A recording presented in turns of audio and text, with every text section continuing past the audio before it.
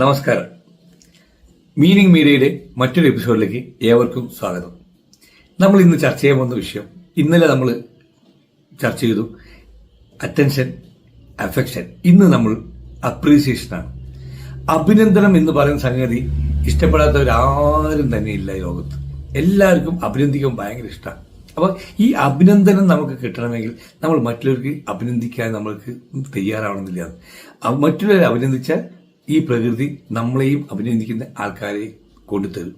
അപ്പോൾ മറ്റൊരു അഭിനന്ദിക്കുക, എന്ത് കാര്യം. ഇപ്പൊ പ്രത്യേകിച്ച് നമ്മളൊരു മലയാളി സമൂഹത്തിൽ ഏറ്റവും വലിയൊരു വിഷയമാണ് അഭിനന്ദിക്കാൻ.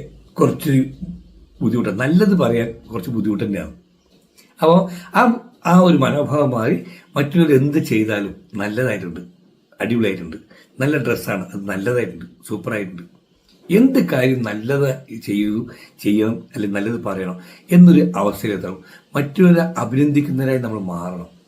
അപ്പോൾ എന്നാൽ മാത്രമേ അവർക്ക് നമ്മളോട് ഇഷ്ടമുണ്ടാവും.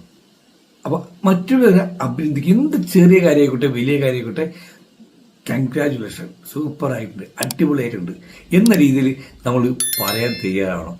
അപ്പോൾ നമ്മളെ എല്ലാവർക്കും ഇഷ്ടപ്പെടും. അപ്പോൾ എല്ലാവർക്കും ഒരു ശുഭദിനം.